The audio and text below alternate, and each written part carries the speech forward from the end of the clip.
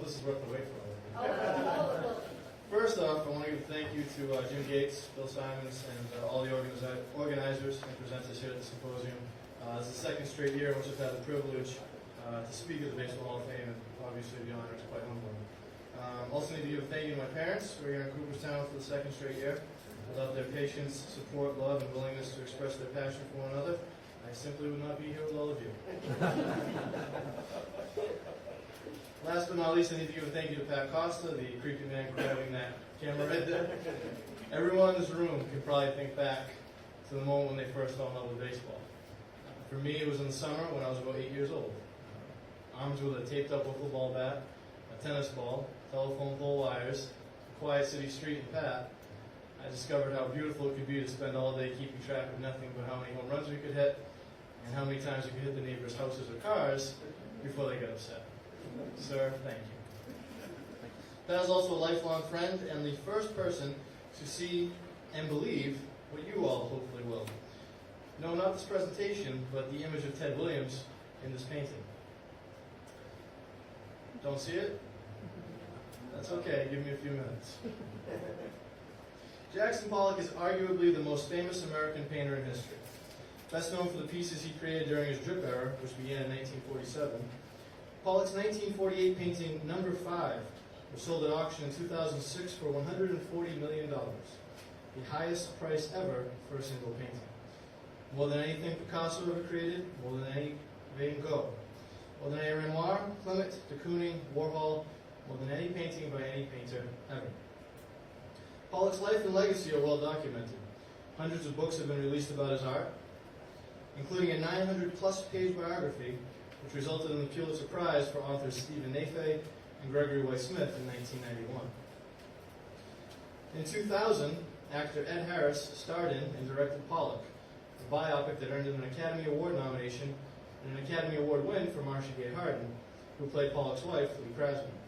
Harris spent 10 years researching the role before production began on the film.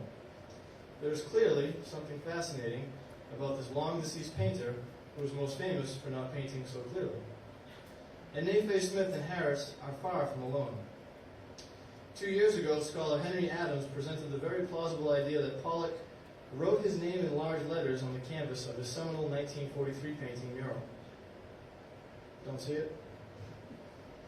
Pollock created the painting for the New York City home of the famous art collector Peggy Guggenheim, and a Paul Bunyan-esque tale was told about the picture's creation. The long-held story of Mural is that Pollock completed it in a single night of fury and creativity after staring at a blank 8 by 20-foot canvas for months. Adams wrote, "This story is so central to the Pollock mystique of an anguished, spontaneous genius." But the art critic Francis V. O'Connor has debunked the story, saying Pollock probably executed Mural during the summer of 1943, not in one night in late December. Adams's theory further solidifies O'Connor's claim. Adams says that what he sees are characters that are unorthodox, even ambiguous, and largely hidden. But it could be hardly random coincidence to find just those letters in that sequence. So the late art historian and former curator at the Museum of Modern Art, Kirk Vondo, Pollock has always been a source of debate. The man you see in the canvases is a richer and more complex person, who is still alive in a certain sense in this art now, more so than the man who died in that car crash in 1956.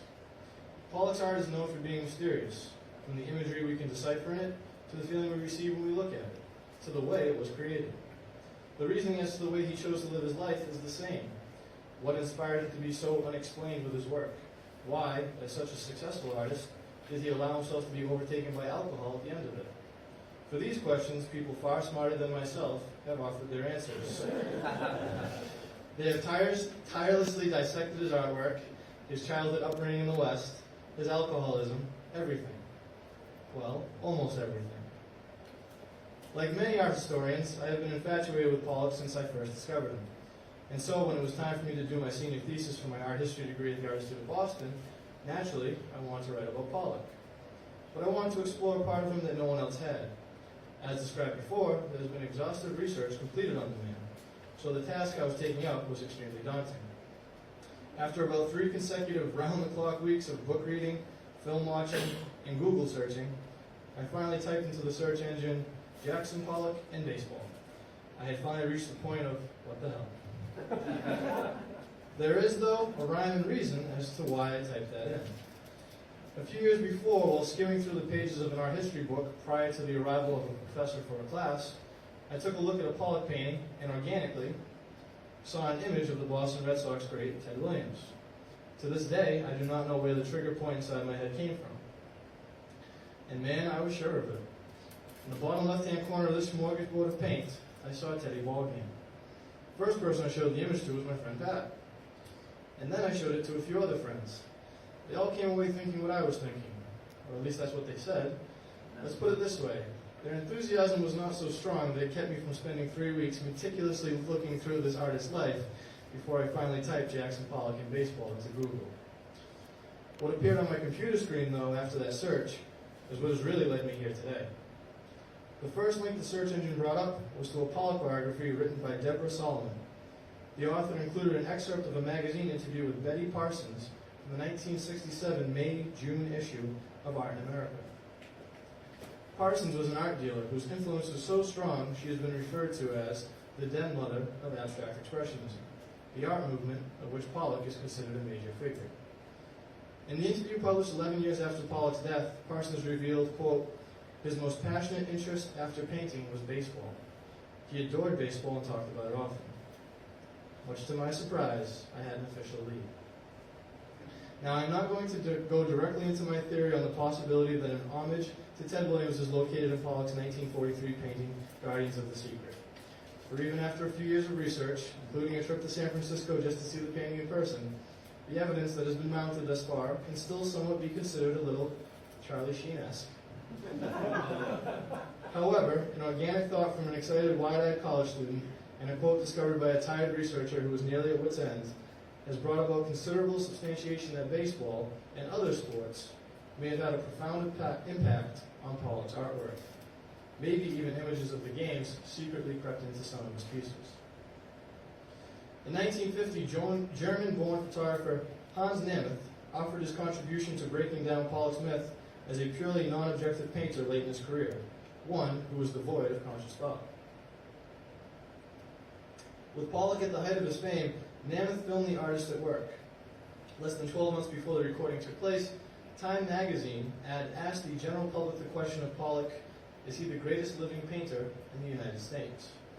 With that story came immediate celebrity for the 38-year-old Pollock. Nemeth's film aimed to show the world how this original artist was original. What he revealed is that Pollock often began the process of his so-called drip paintings, these paintings with neither seemingly intentional rhyme nor reason to them, with a comprehensible image, sometimes a wolf, sometimes a human figure. Wolves and human figures were regularly featured in Pollock's early work, even in the titles like Woman, 1934, Naked Man, 1938, and She-Wolf, 1943. Nemeth also discovered through his filming that Pollock was very athletic in his movements. As the artist circled the canvases that he placed on the ground, he moved rhythmically, much like the smooth way you would expect a trained baseball player or tennis player to move, even a professional bowler. Said the art historian Varndo, the impression is the popular sense is that he just threw the paint all out. The Nemeth video shows how balletic and controlled the repetitive motions were, how very much a fine-tuned sense of athleticism went to the way the paint was laid down, the distance from the canvas, the speed that he worked at, the speed that he reflected at. These pictures are built organically out of a whole variety of willful decisions. That's what's very, very important to remember. That Pollock moved in such a way is by no coincidence and can be best explained by his childhood upbringing. Pollock was the youngest of 5 boys who grew up with their mother Stella and father Roy in the western part of the United States. He was born in Cody, Wyoming in 1912, but he and the family did not stay there long. They moved frequently in his youth, settling for periods of a time in California and Arizona, with Ray looking for work as a farmer and Stella continually insisting on a lavish living style. As Roy worked long days on the farm, Stella raised the boys. As can be expected, they were constantly playing games and sports outside of their house. Although women were not known for their athletic prowess then, Stella surely taught her children the finer points of some of the games. As the oldest and biggest sister in her own family growing up, Stella was a bit of a tomboy. Wrote Nafe and Smith, quote, she was entitled to pitch in their sandlot baseball games, and even played the prankster herself from time to time. This type of motherly nurturing united with Roy's insistence that his boys be tough men. A close friend of the Pollock family, Peter Brewster, said, quote, "There was this emphasis on manliness. If you have boys, you have men." That was his father's philosophy. This parenting led to 5 children who were stronger and more athletic than most of their peers. Jay, the second oldest brother, was the star halfback on the Chico High School football team and won the school's annual boxing tournament as just a freshman. As a youngster, Jackson and another brother, Sandy, would regularly play in ball games along the Sacramento River. As the family later splintered following Roy's divorce from Stella, Jackson and another brother, Frank, retained a connection to each other through attending Jay's football games and boxing matches. Jackson himself was readily recognized for his strength and size when he was at Riverside High School. Too small to play themselves, Frank and Sandy had been counting on their big baby brother to relive the gridiron heroics of Jay. However, Jackson surprised and disappointed not only his classmates, who had assumed that any boy Jackson's size would play football, but especially his brothers. "I wondered," said Frank, "why a big guy like that wouldn't want to go out for football and prove his manhood." The thinking was that Jackson did not play for a combination of reasons closely associated with his personality for the rest of his life. He did not necessarily have a lack of affection for football, nor was not manly. Rather, Pollock did not want to feel the pressure of hopes others had for him. He surely acknowledged that he would have surrendered a lack of control had he decided to play. He would have been playing by someone else's rules.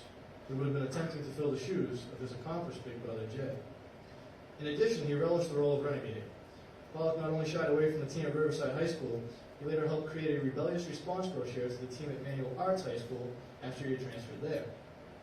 His behavior led to a confrontation with a group of football players who ambushed him in the hall, dragged him to a nearby bathroom, and forced his head into the toilet. Pollock later got into a fistfight with the football coach. Well, this sounds like it would turn Pollock off to athletes and athletics. It did not. When he moved to New York City in 1930 at the age of 18, he studied at the Art Students League under Thomas Hart Benton. Benton, who became famous for his depiction of everyday life in America, thought of art as a, quote, athletic event, a manly exercise involving structure and movement and muscle. Pollock greatly admired Benton's approach, and after a few years together, Pollock elevated himself to being Benton's class monitor. A part of the position that he paid special attention to was selecting models. Pollock focused almost exclusively on the males, and he was pretty careful about choosing them, said Joe Delaney, a classmate. His favorite models came not from the standard group that made the round of league classes, but from the male world of bars and gyms. Despite his issues with organized sports and the people who participated in them in high school, Pollock had a great respect for athletes, particularly the competitive nature they carried with them. Said Varndo, by the time the 1940s came around, when Clement Greenberg or other critics supported him, he wasn't just going to be a painter. He was determined that he was going to be the greatest painter there was. He was going to beat Picasso. And I think he was impelled competitively to keep trying to push painting to some new zone where only he would own it. As most ambitious young people, Pollock tried to both replicate and make his own what he saw his idols doing. Said Varndo, he absorbed enormously when we got to New York. And then in '39, Picasso's Guernica arrived here. The Museum of Modern Art staged a Picasso retrospective. And then, starting 1939 to 40, so many of the artists in Europe were fleeing to come to New York. So you had artists like Duchamp, Mata, Maison, all these people involved in European surrealism arrived on the scene. And he learned a lot from that ambient. Before his drip era began, discernible figures could be recognized in Pollock's work. And as with most artists of the time, the influences on the canvas were often depictions of what he thought of as the most important aspects of his life. Having grown up in the West, nature and Native American culture regularly were displayed in his pieces. He also incorporated concepts and ideas from his classmates and teachers at the Art Students League in New York. Beginning in 1938, Pollock underwent Jungian psychotherapy as part of treatment for his alcoholism, and soon thereafter, Jungian ideas and symbols began appearing in his artwork. All of these influences seem to have best come through in Guardians of the Secret in 1943, when Pollock gained his first measure of fame and exposure with a one-man exhibition at Peggy Guggenheim's Art of the Century Gallery.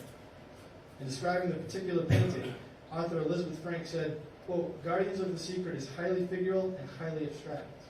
It has two vertical figures flanking a central panel filled with hieroglyphics distributed in an all-over style. In the painting's lower register, Pollock inserted a dog, perhaps serving along with the vertical figures quite literally as guardians of the painter's psyche. Embodied in the central panel, a central area of roiling geometrics, the turmoil of expressionist imagery within the formality and restraint of rectilinear planes. From Jungian psychology, the painting has the concept of the symmetrical rectangle within a rectangle configuration, as well as the blatant copy of the Haida Indian tattoo pattern of a woman in the moon from Jung's Symbols of Transformation. Other recognizable symbols include fish, whales, wolves, and a red rooster, the latter of which Professor Bill Bergson contends is a reference to an incident in Pollock's childhood. Quote, "The red kicking rooster, located at the top center of the painting, is another literal note of alarm, a solar splurge, but also it may be the rooster that swallowed Pollock's forefinger when as a kid he lost it to an axe. An older boy chopping wood had Pollock marked the log with his finger." Anyway, Pollock was always terrified of that rooster, according to Bergson. Pollock biographer Ellen Landau believed that the Swiss painter Paul Klee also played a big role in shaping Pollock's structure for the picture. Klee died in 1940, but the Nierendorf Galleries in New York presented a series of 5 one-man shows of his during 1941 and 1942. Landau wrote, quote, "Although Klee was not destined to become one of his favorite painters, Pollock would have had ample opportunity to become familiar with this artist's style before painting Guardians of the Secret. Klee's purposely rudimentary, whimsical little stick figures, simultaneously childlike and sophisticated, possibly had some impact on the pictograms included in Guardians of the Secret. If that's the case, then there's a strong possibility that one figure in Klee's 1940 painting, Everything Comes Running After, corresponds directly with a figure in Guardians of the Secret. And if these figures reference what I believe they are meant to reference, then you might have the first uncovered representation of baseball in any of Pollock's artwork. Though Klee was a Swiss painter of German nationality, he may have become familiar with one of America's most famous sports in 1936. That summer in Berlin, baseball made a return to the Olympics after a 24-year absence. An exhibition game closed out the Olympics, and 90,000 spectators filled the Olympic Stadium to watch, making it one of the most popular events at the Games. It is not known if Klee was present or if he was as enamored by the sport as the rest of his native countrymen, but the title of this painting we are discussing and the nature of the figure in that painting suggests the movement of a baseball batter making contact with a pitch and completing a swing. As you all know, the game of baseball, no action by any of the players occurs until after contact has been made. The Everything Comes Running After title of the painting, and the fact that the figure on the right side of the painting is the largest, suggests that this could be a direct reference to the sport. Now compare that with this image in Pollock's Guardians of the Secret. In a way, it is a mirrored preview of Klee's batter. While Klee's figure appears to be completing the swing, to the point that the torso is fully turned and the bat is being released from his hands, Pollock's figure is on the verge of starting the motion to swing. The batter holds the bat high as the pitch approaches his midsection and the strike zone. Even if Klee did not mean for his figure to represent a baseball player, let's look at the image through the eyes of Pollock. To an American artist with a respect for sports in 1940s America, this image surely has to evoke the idea of a baseball batter. Baseball was a part of everyday culture during World War II, especially in New York City. The city hosted 3 major league teams, the Brooklyn Dodgers, the New York Giants, and the New York Yankees. In 1942, The Pride of the Yankees, a biopic of Lou Gehrig, was nominated for 10 Academy Awards. As Americans looked for an entertainment outlet to divert their minds away from the everyday issue of war, baseball, which 162-game season stretched over 7 months, was the most popular distraction. Pollock's love for the game is not only cited through the Parsons quote and his childhood, but it is also important to note the connection he had with the game when he moved to the Hamptons just prior to his drip era. When not painting, he could be found playing baseball in the yard of fellow artist Wilfred Zogbaum. The artist and writer's celebrity baseball game began as a summer picnic on Sundays in the summer of 1948. The first games were played in Wilfred Zogbaum's front yard by artists such as Franz Klein, Willem de Kooning, Philip Pavia, Joan Mitchell, and Pollock. Inside the studio, Pollock literally became surrounded by the game. Pollock had the studio floor covered in 1953 during a renovation to winterize the barn. To save money, he used some leftover pieces of masonite board from the autographed baseball game, a children's board game printed by his brother, Sandy, in the 1940s and 50s. The inspiration for Sandy to get into a business involving baseball was born out of an upbringing encircled by athletics, an upbringing his younger brother, Jackson, also received and may well have influenced his decisions in the creation of Guardians of the Secret. Family sports may also have inclined an image in another painting from the 1943 Guggenheim show. Let's take a closer look at the aforementioned she-wolf. It is again, as much as Pollock's work and much of the abstract expressionist work at that time, a depiction of mythological creatures and primitive imagery. As the title suggests, the most prevalent creature is the she-wolf, which is most famous for the tale of Romulus and Remus, the twins who are credited with the founding of the city of Rome, and that as orphans, they were suckled by the she-wolf. What makes this painting stand out, though, is all the other action around it. In a statement from the Museum of Modern Art, where it is housed, that there is this urgency of human communication, and that you don't know what that communication is.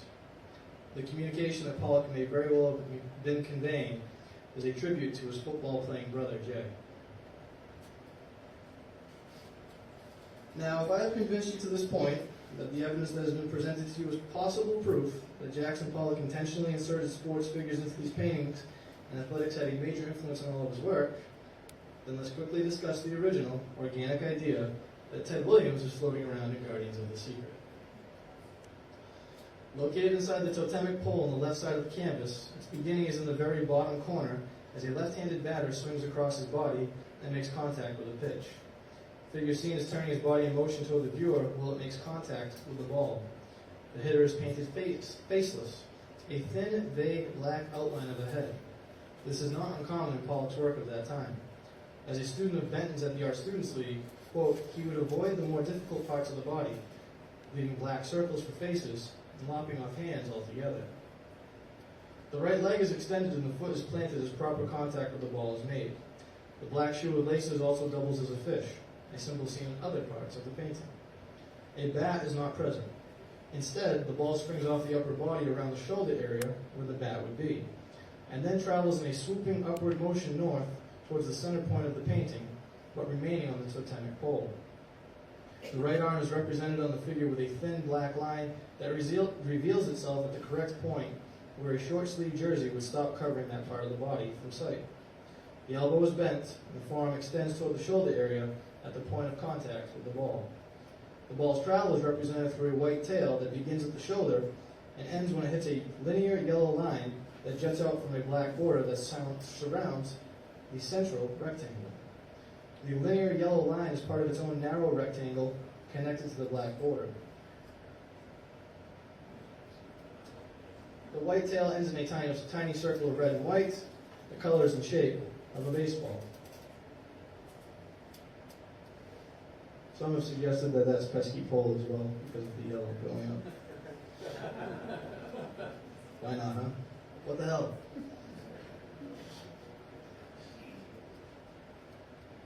The image could be a response by Pollock to one of his classmates at the Art Students League, Mervyn Jules. In 1940, Jules painted A Hit, which much more deliberately depicted a left-handed batter completing a big hit. There are also the added similarities of the same-sided motion and contact points. The batter shared the same jersey, sock, and shoe colors, and the ball is displayed at a moment in its travel. Pollock's image also has the ability to evoke thoughts. It could be a depiction of a particular baseball player, Ted Williams. Here is the plausible reasoning. As stated by Varndo, Guardians of the Secret was painted in the summer of 1943 and dealt with the search for a very dark and violent and mysterious content in the context of the Second World War. While Jules' painting was completed before Williams began his ascent to stardom, Pollock and the rest of the country could not avoid Williams' daily presence in the summer only 2 years later. Williams, at 22 years old, posted a .406 batting average in 1941. The number is now one of the legendary figures in the sport. No player since has hit 400.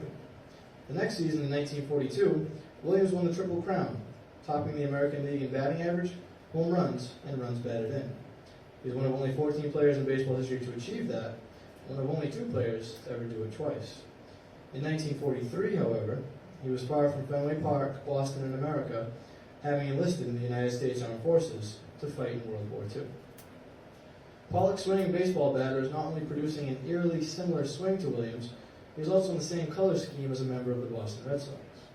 For viewers trying to connect it to a player on one of New York's 3 major league teams at the time, it is much less likely.